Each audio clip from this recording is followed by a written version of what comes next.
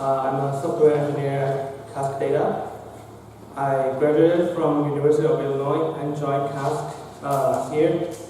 Today I will be talking about foundations for securing big data applications. So first I'll start talking about big data application trends we are seeing in the market. And then we'll talk about an overview about how to take a big data application from preparation to production. After that, we will have a brief introduction to our flagship product, Cask Data Application Platform, CDAP, and see how CDAP will help our customers build big data applications. Then we will talk about one of the most important areas of big data, security, and we will cover foundations for securing big data apps. After that, we will have a demo about a simulated real-world use case around security. We will wrap up today by talking about a successful customer story and see how CDAP helps one of our customers cover their security requirements.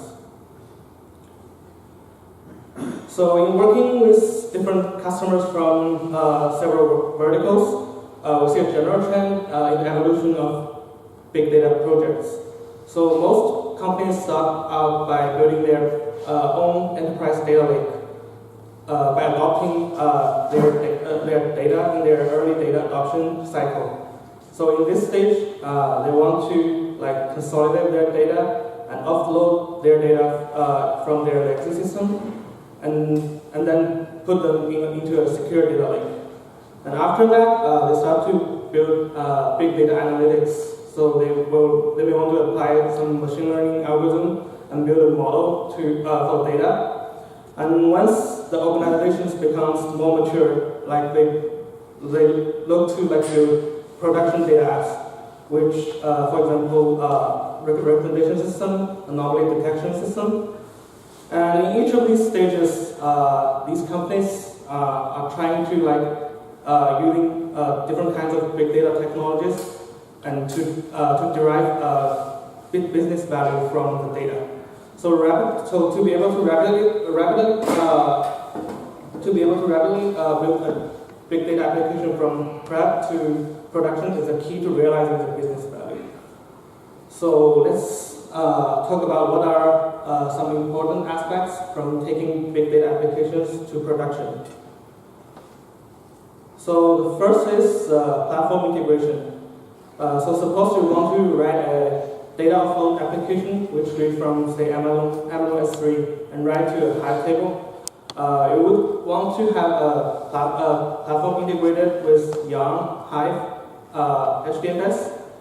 And then after that, once the data is in the data lake, you want to build an analytics application using the data lake and you want to run a Spark job. So you also want to integrate Spark into the platform. And the next is lifecycle management. So you need to be able to create your app, update your app, and if you see something wrong with the app, you want to delete the app and redeploy.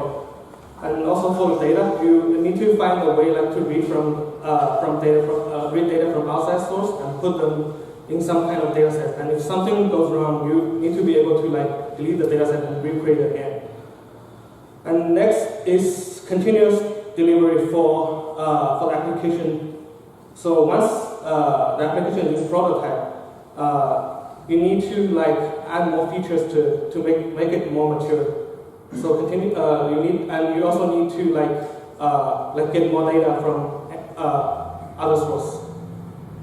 And in any of these stages, metrics and logs are important to see the health of your application.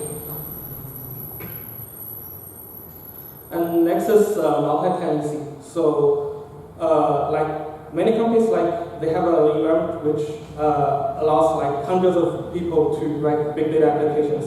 So it's important to you can create applications and data. You can make applications and data sets isolated and for each user, so they don't screw that. And the final is the security and governance, and we will talk about this later in the slide. And let's see how Cask will help our customer cover the security requirements. So first, let me introduce our flagship product, Cask Data Application Platform, CDAP. So CDAP is a unified platform for data integration and app development on Hadoop and Spark. So it provides a capability to self-service, capability to self-service, and you can build your application using the APIs exposed by our platform, and then you build a jar and upload it to the platform. And if you don't want to do that, you can use the UI to easily create your own data pipelines and perform any data preparation. And on top of CDAP, there's a Cask Market, which is an app store for pre-built application solutions. So any enterprise who shares a similar application pattern, shares some similar solutions, can create their own applications in the market, and anyone from the enterprise can download the application and reuse it. So all these features are built based on security. So this allows any user to build big data application under strict IT governance. And CDAP is also integrated with most of the latest big data technologies like Spark, Yarn, HDFS, and it also provides us a portable production runtime environment. So it supports all of the major distros like CDH, Apar, HDP, and it also supports some distros on cloud like HDSites, EMR. And now let's see how CDAP will cover the security requirements. So let's first talk about what are some foundations for securing big data apps. So authentication, authorization, impersonation, secure storage, and lineage and audit trails are the 5 foundations for big data apps. So let's take a look into this one by one. So the first is authentication. Authentication is the most important in any security system, since this is the way to determine who the user is. So you don't want some random guy come to your system and to be able to see how what's the architecture of the application, what's in your data set, and after that he may only delete the application and delete the data set. You never want this to happen. So there need to be a process to identify the user based on a shared secret. So in the market there are some solutions like LDAP, Kerberos, Jaskin, and CDAP has a pluggable auth server which can integrate with any of these solutions. So once the user provides some credentials to the auth server, it will validate these credentials to the auth provider. And once if the validation passes, it will generate access token for this user. And the auth server will also manage the access token and the expire time for the access token. So the admins don't need to worry about the authentication. And next is authorization. So even a user is authenticated, we need to sometimes we want to know what this user is allowed to do. For example, for a data scientist, I may not want him to see how the application works, but I just want to expose the data to the data scientist. So we need a way to specify access to resources. For example, Alice has access to start a data offloading job, and Bob has access to read or write to a data set. And in the market, Hadoop, in some Hadoop projects like HDFS, Hive, they have their own ACL management. And in some distros like Cloudera, they provide their own centralized authorization store named Sentry. And also Hortonworks has their centralized authorization store called Ranger. And CDAP has a pluggable authorization model and can integrate with any of these authorization backend. So if you have your own authorization store, you can also write your own authorizer and provide it to CDAP, and CDAP will use that authorizer. And CDAP also allows fine-grained access control on all the entities in CDAP. So any creation, deletion, update on the application and datasets are governed by the authorization. So that means if a user doesn't have the permission, he will not be able to do anything. So the next is impersonation. So in a distributed system, there can be like hundreds of users who is trying to build the big data applications. After that, they want to run the job, and it's if all of the jobs running as the user who starts the job, then it's hard to control like the dataset permissions for each user.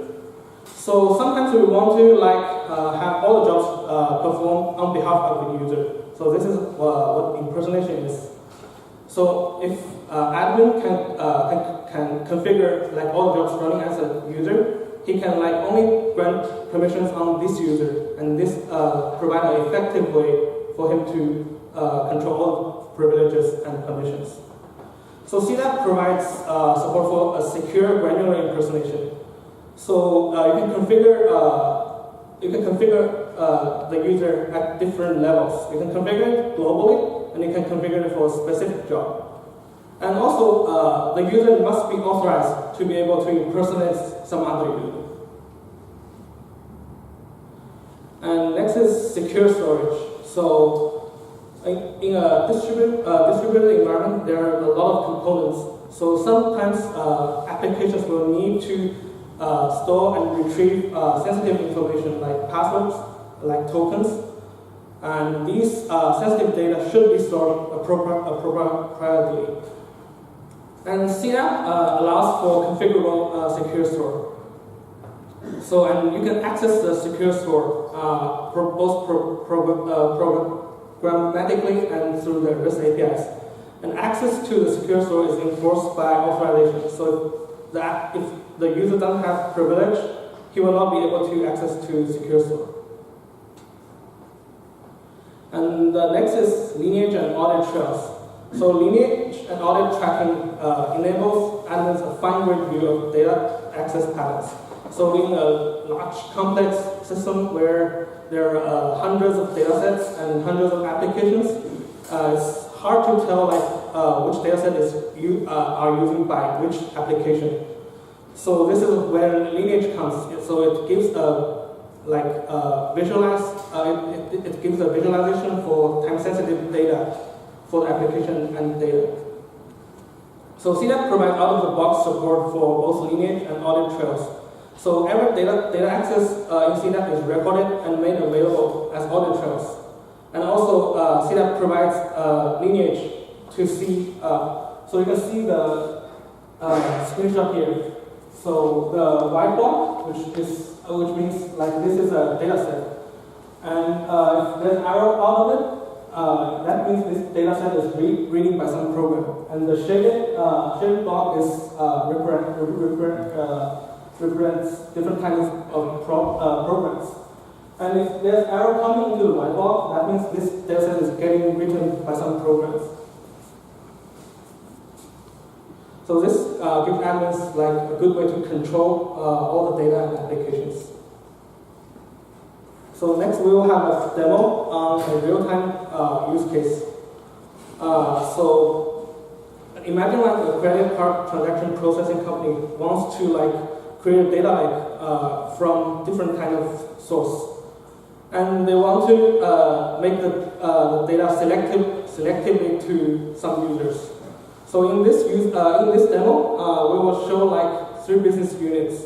So one is the admin. So admin is basically he will be able to see all the entities in the environment. He will be able to control all the entities in the environment. And the next is maybe a developer. So the developer is responsible for like getting the job from other source, getting the data from other source and make the job running. And he wants to like exclude some bad data. And the third business unit is the data scientist. So the data scientist is interested to model to detect the fraud, detect fraud transactions of credit card transactions. So he will be able to see some data sets generated by the ETL developer, and he will be able to build the analytics applications. And to accomplish this, we will show the basic authentication, which user need to provide username and password, and authorization, like to ensure like the correct user sees the correct data. And also, since there are some jobs running, and we want them to run as a single user. And also, we will show the lineage and audit log for some data set. And now the demo. So this platform is built on a Cloudera Manager cluster, and its authorization backend is Sentry. And just like any logging system, you need to provide the correct username and password. And here the authentication method is basic authentication, so it's using a real file. So I'll first log in as an admin.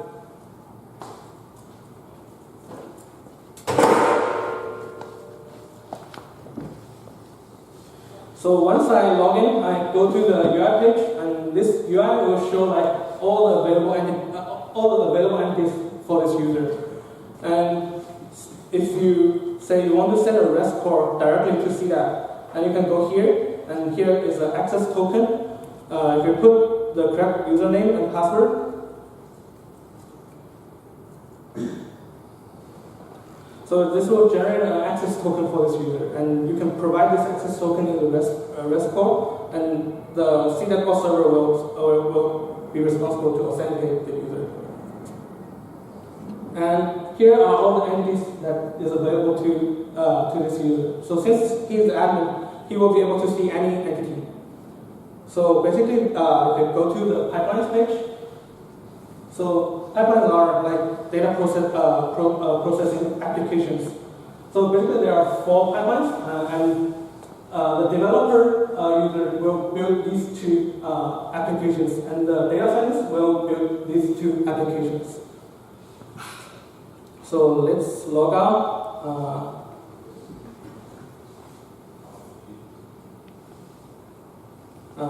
So Bob is a developer. So I log in as Bob. So you can see, initially the admin can see a lot of entities, but here Bob can only see 7 entities. Since he's only responsible for 2 pipelines of the system. And if you go to pipelines, he will only be able to see like 2 pipelines.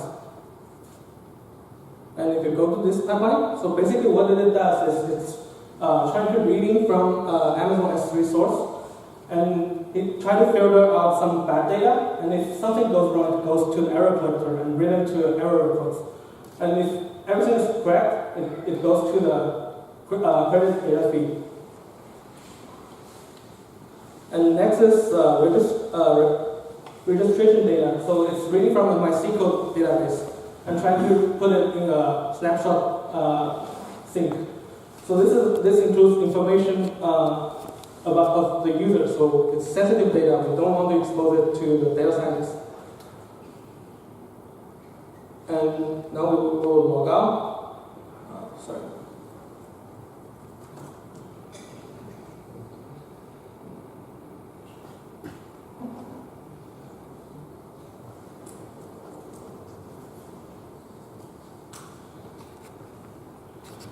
So now I log in as Eve. Eve is a data scientist.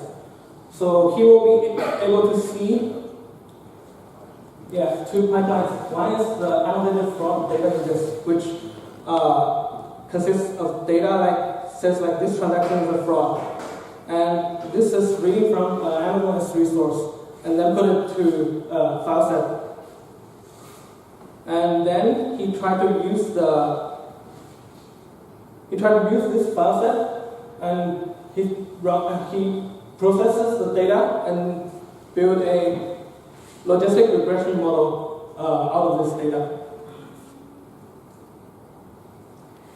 So basically, developer can only see what he can see, and data scientist can only see what he can see. And now let's log out and log in back as system admin.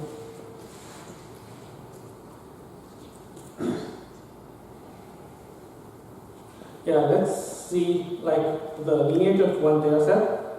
So for example, this data set.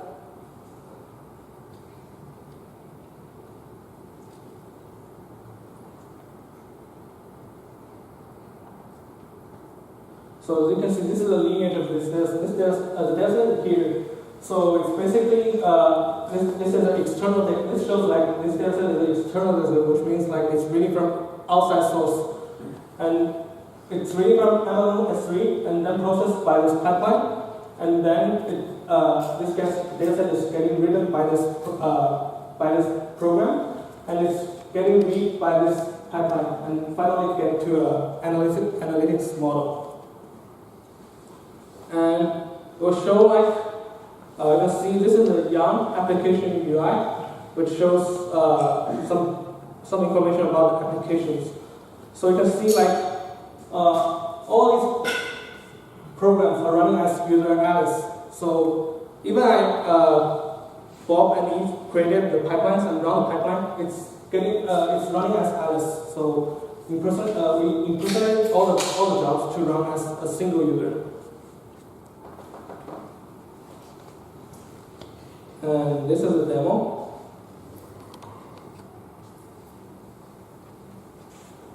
So we will then talk about a successful customer story.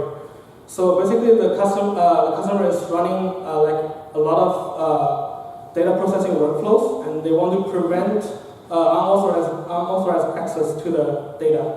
So as you can see in the demo, if you grant correct privileges to correct business units, the business can only see what he can see in the environment.